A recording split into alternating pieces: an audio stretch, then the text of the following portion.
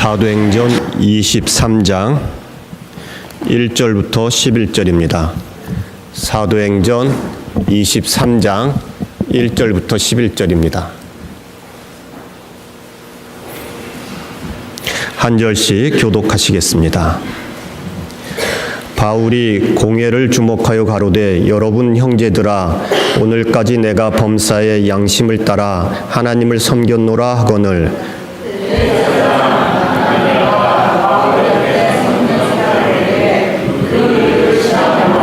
바울이 가로되 회칠한 담이여 하나님이 너를 치시리로다. 네가 나를 율법대로 판단한다고 앉아서 율법을 어기고 나를 치라 하느냐 하니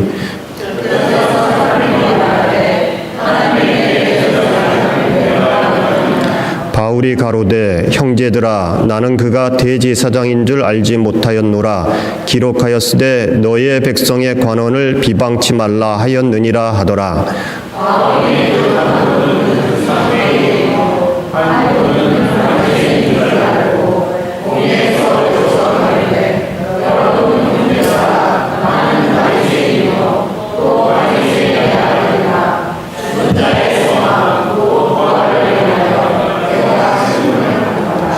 그 말을 한즉 바리새인과 사두개인 사이에 다툼이 생겨 무리가 나누이니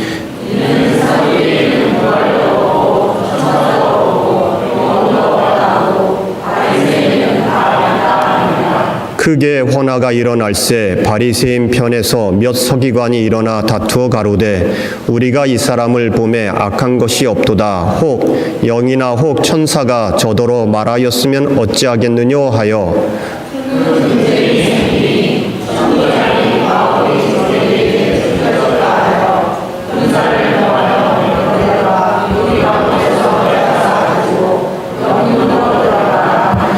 (11절) 다 같이 읽겠습니다. 시작. 그날 밤에 주께서 바울 곁에 서서 이르시되 담대하라. 내가 예루살렘에서 나의 일을 증거한 것 같이 로마에서도 증거하여야 하리라 하시니라. 아멘. 여러분, 이 지금 사도행전이 저희가 쭉 계속해서 읽어오는 가운데 이 마지막 부분에 들어가 있는 겁니다. 그런데 이 마지막 부분에서는 사도 바울이 예루살렘에 올라갔다가 체포가 되어지고요. 그리고 이 공회, 유대 종교 지도자들이 모여서 재판을 하는 공회에서 재판을 받는 그러한 모습을 보여줍니다. 여러분, 그런데 이 공회에서 우리 예수님께서 재판을 받으시고 돌아가셨습니다. 거짓 증인들을 세워서 예수님을 십자가에 못 박게도록 결정한 것이 바로 이 공의였고요. 스데반이 돌 맞아 죽을 때도 이 공의에서 결정을 했습니다. 스데반은 죽어야 된다 이렇게 결정한 것도 이 공의입니다. 사도 바울도 오늘 공의에 섰습니다. 그래서 사도 바울도 이 재판에 의하여 죽음을 면치 못하게 될 위험에 빠져 있는 겁니다. 사도 바울이 그런데 오늘 참 지혜롭게 얘기를 했지요. 보니까 사두개인과 바리새인이 있거든요. 여기는 사이가 안 좋습니다. 한쪽은 부활을 믿고 영생을 믿고 사두개인들은 안 믿거든요. 이것을 잘 알아가지고 지혜롭게 이야기를 합니다. 내가 부활에 대한 이야기를 했다가 이렇게 핍박을 받는다. 이렇게 얘기를 했습니다.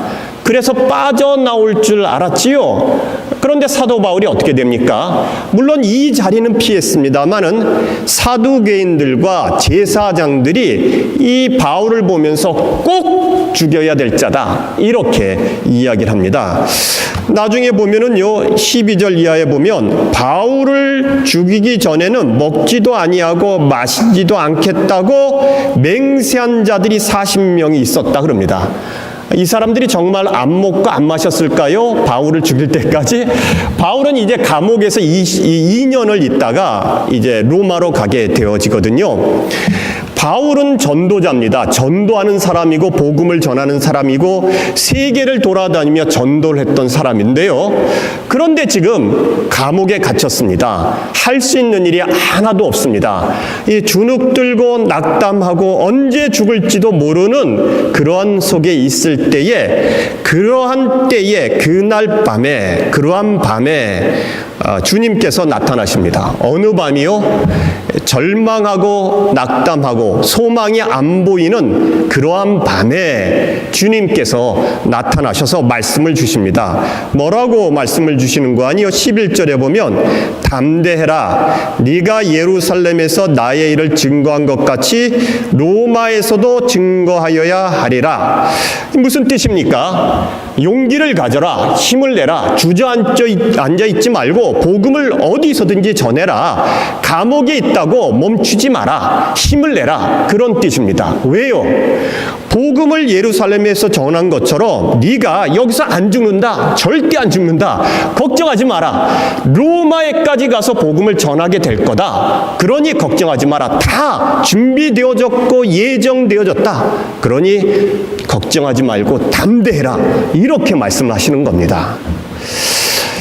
여러분들 팔자는 어떠신가요? 여러분들 운명은 어떠십니까? 여러분들의 숙명은 어떠십니까? 이 철학의 한 그 파에 보면은요 이런 게 있습니다. 스토아 학파라고 하는 건데요. 모든 것이 신들이 정해놨으니, 그러니까 다른 말로 하면 운명이니까 인간이 할 수 있는 건 그저 체념하고 받아들이는 것밖에 할 것이 없다. 그렇게 얘기를 합니다. 이것의 창시자가 제논이라고 하는 철학자인데, 이 이야기를 하도 많이 들었던 노예 중에 한 명이 이 주인 제논의 돈을 훔칩니다. 그리고 잡혔습니다. 그러자 이 노예가 아주 당당하게 이렇게 얘기합니다. 주인님, 저를 때리거나 벌하지 마십시오. 저는 돈을 훔치고 싶지는 않았습니다. 단지 운명의 장난으로 제가 돈을 훔쳤을 뿐입니다. 저도 희생자입니다. 아주 말이 그럴듯하지 않습니까? 그리고 이 노예가 철학을 많이 들었나 봅니다. 서당계 3년이면 풍어를 읊는다고 이 철학자 집 노예 생활을 하다 보니까 이제 철학에 달통을 한 거지요. 갑자기 주인인 제논이 할 말이 없습니다. 그래서 잠시 생각을 하고 나서 다시 매를 들어서 노예를 때리면서 이렇게 얘기를 합니다. 나도 너를 때리고 싶어서 때리는 게 아니다. 네 말처럼 나도 화가 나서 너를 때릴 수밖에 없는 운명이라 때린다. 여러분, 이 때리면서도 서로 철학적으로 이야기합니다. 어떤 분들은요, 술도 정신을 잃어버릴 만큼 몸이 가누지 못할 만큼 마시고, 그리고 건강에 안 좋은 것이라고 하는 것은 다 합니다. 그런데 여러분, 이런 분들에게 좀 운동도 하시고 건강도 조심하시고 좀 절제하시고 그러셔야지요. 그러면은 대답들이 보통 두 가지가 나오는 거 아십니까? 하나는요, 뭐라고 얘기를 하는 거 아니? 나는 일찍 죽을 운명이니까 괜찮습니다. 어차피 이러다 갈 거니까 걱정하지 마세요. 이러는 분이 있고요. 또 한 분은 제 손금을 보시면은요, 제가 장수하게 되어져 있습니다. 그러니 이렇게 살아도 저는 장수할 수밖에 없습니다. 이렇게 말씀을 하십니다. 어떻습니까, 여러분들? 둘 다 맞는 것 같습니까? 신앙생활에도 이런 모습이 있습니다. 이 중동의 선교사님들이 이런 얘기를 합니다. 중동에 이집트나 이런 쪽에 복음을 전하다 보면 문제가 하나가 있는데, 그 문화에서 인샬라 하는 말이 문제라고 합니다. 인샬라. 그게 무슨 뜻인가 하니 하나님의 뜻이라는 뜻입니다. 하나님의 뜻. 내가 가난한 것도 사실은 자기가 게으르고 일을 안 해서 가난한 건데도 뭐라고 얘기합니까? 인샬라. 하나님의 뜻입니다.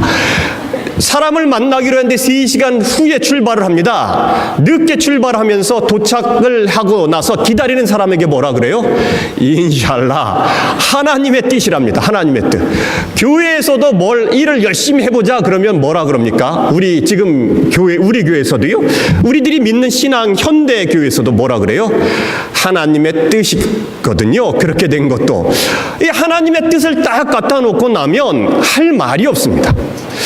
여러분, 분명히 성경은요, 예정을 이야기합니다. 오늘 분명히 예정을 얘기하시죠. 예수님께서 뭐라고요? 바울 너는 로마에 가서 복음을 전할 거다. 예정되어져 있다. 이렇게 얘기합니다.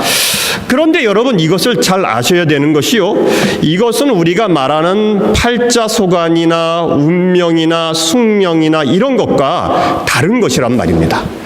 이 팔자소관이나 운명, 숙명 이런 거는요, 내 책임이 없습니다.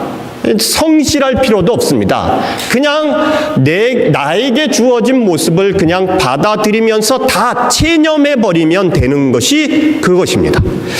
그러나 성경에서 말하는 이것은 조금 다른 이야기란 말입니다. 너희가 가나안 땅에 들어가리라. 그러면은 어떻게 하는 겁니까? 성경에서는 하나님께서 가나안 땅에 들어가게 만들어 주겠다고 약속을 주시는 겁니다. 예정입니다. 그러면 그것을 믿고 따라가는 거죠. 믿음 안에서 따라가는 그런 모습들이 필요한 거죠. 문제가 뭔고 하니 언제 어떻게 들어갈지를 모릅니다. 들어가리라 하는 목적과 그 말씀만 있습니다. 그런데 우리들이 모르는 것은 언제 어떻게 그것이 이루어질지는 모른다는데 문제가 있는 것이지요. 우리가 오늘 이 예정론에 대하여, 예정에 대하여, 성경에서 말하는 예정에 대해서 몇 가지를 좀 보려고 하는데요. 첫 번째는 이 예정론, 예정이라고 하는 것은요, 하나님께서 인간과 함께 일하심을 보여준다는 것입니다. 하나님께서 인간과 함께 일하시는 거죠. 어떤 분이 이렇게 농담을 합니다. 목사님들 중에 그 스피드 티켓을 가장 많이 끊는 그러한 그 종파가 어디냐? 장로교랍니다. 장로교. 왜요? 예정론을 믿으니까. 예정론을 믿으니까. 여러분, 정말 그런 것일까요? 하나님께서 혼자 계획하시고 혼자 결정하시고 혼자 이루신다. 그럼 우리들이 할 일이 하나도 없는 거죠. 그렇게 되어질까요? 요한복음 3장 16절이요. 요한복음 3장 16절. 하나님이 세상을 이처럼 사랑하사 독생자를 주셨으니 이는 누구든지 저를 믿는 자마다 멸망치 않고 영생을 얻게 하려 하심이니라. 여러분, 하나님은요, 우리들에게 무엇을 주실 때 자동적으로 기계적으로 다 이렇게 되어지도록 하지 않으십니다. 하나님께서 직접 내려오셔서 인간이 되시고 움직이시고 그러면서 일을 만들어 가십니다. 일을. 그런데 그 일을 만들어 가실 때에 하나님께서 계획하셨고 하나님께서 만드셔서 그냥 혼자 다 하시는 것이 아니라 사람들과 함께 해 가신다는 거죠. 여러분, 이 요한복음 3장 16절에 뭐라고 얘기를 하나요? 이는 저를 믿는 자마다 멸망치 아니하고, 믿는 자마다. 여러분, 예수님을 십자가에 죽게 하셨습니다. 그리고 우리를 구원하셨지요. 그렇게 작정하시고 그렇게 계획하셨습니다. 그러면 다 구원해 주셔야지요. 그런데 어떻게 한다고요? 이는 저를 믿는 자마다. 인간의 부분이 있는 것이죠. 내가 싫어하고 내가 받아들이지 않으면 그러면 어떻게 되나요? 하나님께서 믿을 때까지 기다리신다는 뜻입니다. 이는 저를 믿는 자마다. 또 한 가지는요, 예정론은, 성경에서 말하는 예정은요, 하나님의 뜻을, 인간의 뜻이 아니고요, 하나님의 뜻을 인간을 통하여 이루어 가시는 과정을 말합니다. 여러분, 하나님께서 택한 백성들이 있습니다. 하나님의 일을 하도록 부르시는 사람들이 있습니다. 그리고 그들을 통하여 하나님의 일을 이루어 가십니다. 하나님의 뜻을 이루어 가십니다. 비슷한 말씀이요, 사도행전 18장 9절부터 11절까지가 있는데요. 우리가 함께 읽어볼까요? 사도행전 18장 9절부터 11절입니다. 다 같이 읽겠습니다. 시작. 밤에 주께서 두려워하지 말며 침묵하지 말고 말하라. 내가 너와 함께 있음에 어떤 사람도 너를 대적하여 해롭게 할 자가 없을 것이니 이는 이 성중에 내 백성이 많음이라 하시더라. 1년 6개월을 머물며 그들 가운데서 하나님의 말씀을 가르치니라. 여러분, 사도 바울이 마게도냐를 거쳐서 유럽 쪽으로 넘어와서 복음을 전하는데 하나님의 인도하심을 받아서 유럽으로 넘어왔는데 평탄하지가 않습니다. 너무너무 힘듭니다. 고통이 많고 핍박이 많고 어려움이 계속해서 일어납니다. 아테네에 가서 복음을 전했는데 거기서는 믿는 자들도 몇 사람 되지 않았고요. 교회도 세우지를 못했습니다. 그러다가 그렇게 낙담하고 절망하는 가운데 들어온 것이 고린도입니다. 고린도에 들어와서는 주눅이 들고 힘이 들어서 이 적극적으로 복음을 전하지 않고 뭘 했다고요? 이 자기의 원래 하는 기술, 장막 깃는 일을 합니다. 일을. 복음을 전하지 않습니다. 그 전까지는 풀타임으로 복음을 전하면서 돌아다니다가 고린도에 와서는 포기를 했습니다. 절망을 했습니다. 낙담을 했습니다. 그러고 있습니다. 그래서 사람들에게 복음을 전할 때 소극적으로 전하고 있는 그럴 때에, 그렇게 마음이 완전히 가라앉아 있는 그럴 때에 하나님께서, 예수님께서 나타나셔서 환상중에 말씀을 하십니다. 내가 너와 함께 있으며 어떤 사람도 너를 대적하여 해롭게 할 자가 없을 것이니 이는 이 성중에 내 백성이 많음이라. 내 백성이 많이 있습니다. 고린도에. 그러니까 복음을 전하라는 겁니다. 아니, 내 백성이 많으면 하나님께서 해결하시지 왜 그 바울에게 말씀을 하시는 것일까요? 내 백성은 많습니다. 그들이 받을 겁니다. 그러나 누구를 통하여 구원을 받습니까? 사도 바울을 통하여 구원을 받습니다. 네가 지금 이렇게 낙담하여 앉아 있을 때가 아니고, 네가 지금 이렇게 포기하고 있을 때가 아니고, 네가 지금 이렇게 절망할 때가 아니다. 내가 너를 이곳에 보낸 것은 너를 통하여 구원할 자들이 있기 때문이다. 포기하지 마라. 일어나서 복음을 전해라. 그런 말씀을 주고 있는 것입니다. 그래서 고린도에 있는 하나님의 백성들이 바울을 통하여 복음을 듣습니다. 포기하려고 하고 도망가려고 했는데 하나님께서 못 가게 막으셨습니다. 할 수 없이 복음을 전하게 된 것이지요. 또 한 가지는요, 예정론이라고 하는 것은요, 하나님의 뜻을 이루기 위하여 선택된 사람을 준비시키는 것입니다. 여러분, 신앙생활 할 때에 우리가 반드시 알아야 될 것이 한 가지가 있습니다. 무엇인가 하니요, 우리가 신앙생활 하면서 우리가 하나님의 뜻에 따라 순종하며 가고 있는가 아닌가 하는 것입니다. 성경은요, 우리가 언제나 하나님의 영광과 뜻에 순종하며 살아가기를 요구합니다. 그런데 우리들은 어떻게 하는 거 아니? 내 뜻을 하나님께서 들어주시기를 바라면서 살아갑니다. 하나님께서 내 계획을 들어주시기를 원합니다. 하나님께서 내 뜻을 들어주시기를 원합니다. 하나님께서 내 욕심을 채워주시기를 원합니다. 성경에 나오는 인물과 사건들은 모두가 무엇인가 하니 하나님이 준비해 놓으신 우리를 향한 복과 영광을 위하여 우리들이 순종하며 가고 있는지 아닌지를 보여주는 이야기들입니다. 하나님께서는 우리들에게 이만한 것을 주시기로 예비해 놓으셨습니다. 그런데 이게 문제가 뭔가 하니 내 뜻하고 맞지가 않습니다. 나는 원하는 게 그게 아닙니다.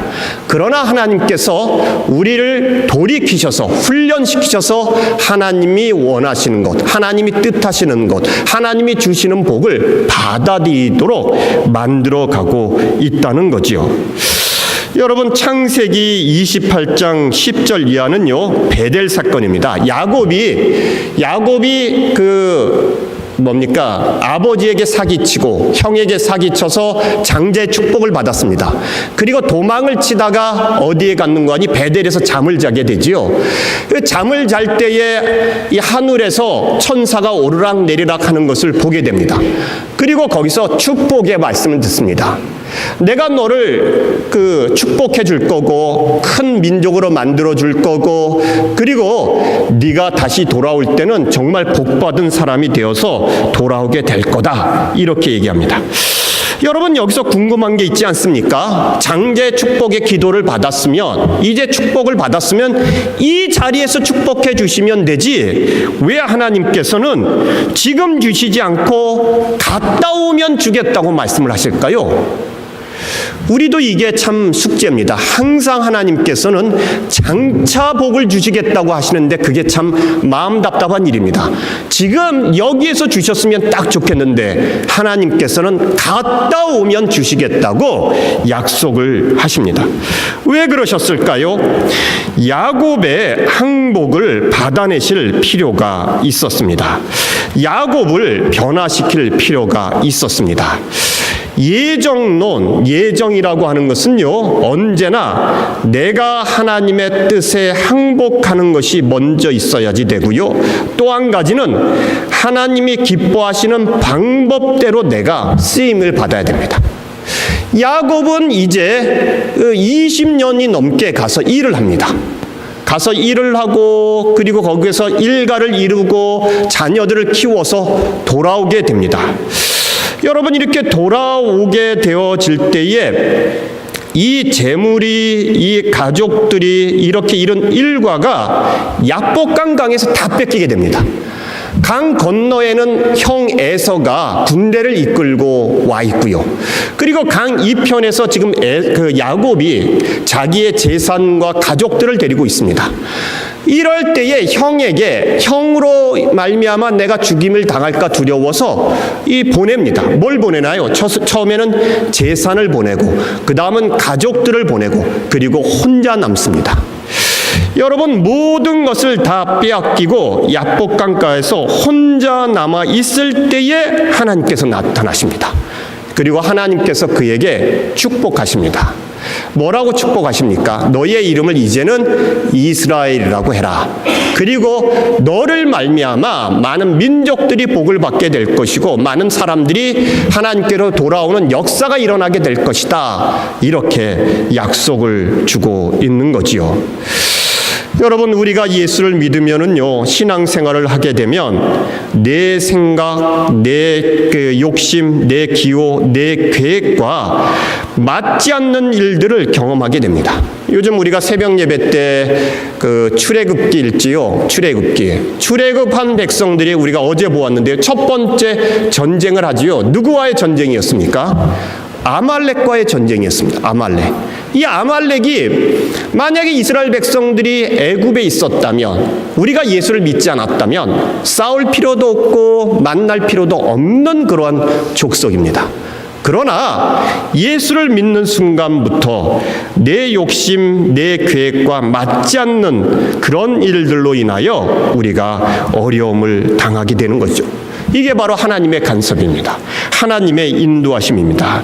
이것을 기뻐하고 즐거워하며 살아갈 수 있어야지 되는 거죠.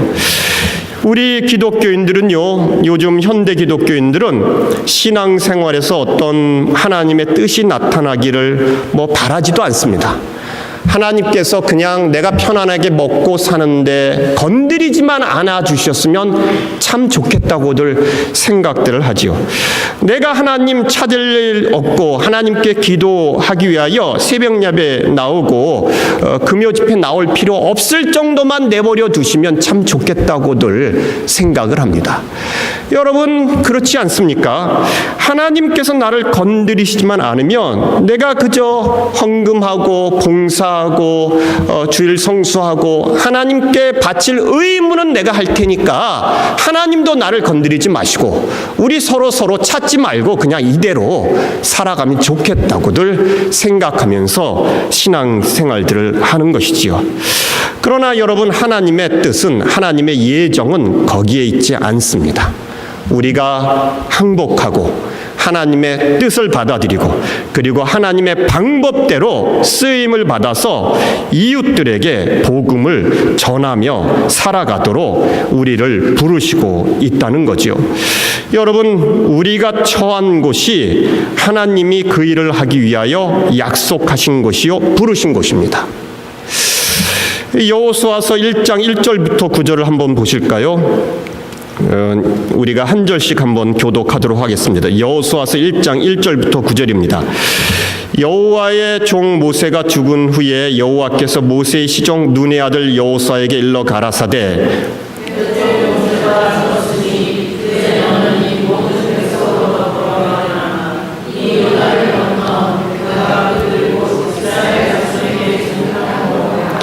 내가 모세에게 말한 바와 같이 물은 너희 발바닥으로 밟는 것을 내가 다 너희에게 주었노니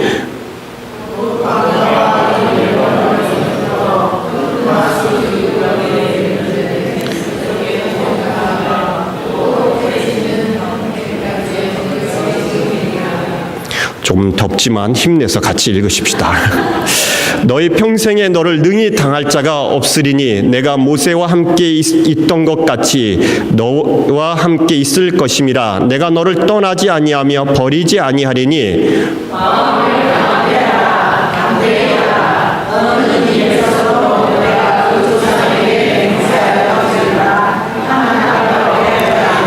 오직 너는 마음을 강하게 하고 극히 담대히 하여 나의 종 모세가 내게 명한 율법을 다 지켜 행하고 좌로나 우로나 치우치지 말라. 그리하면 어디로 가든지 형통하리니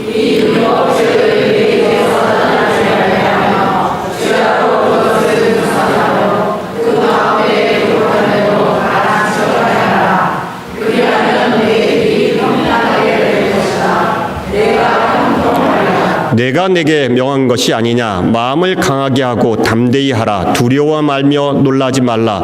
내가 어디로 가든지 내 하나님 여호와가 너와 함께 하느니라 하시니라.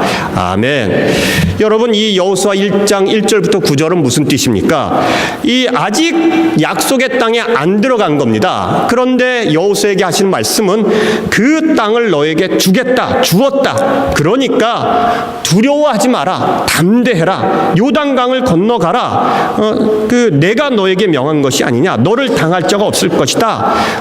겁먹지 마라. 그렇게 말씀을 주고 있는 것입니다. 여러분, 문제는 용기입니다. 용기. 예정은 하나님의 약속입니다. 우리에게 용기를 내도록 하나님께서 주시는 은혜입니다. 우리의 자리, 우리의 가정, 우리의 직장, 우리의 교회, 우리가 살아가고 있는 공동체는 명령받고 있는 우리의 자리인 것입니다.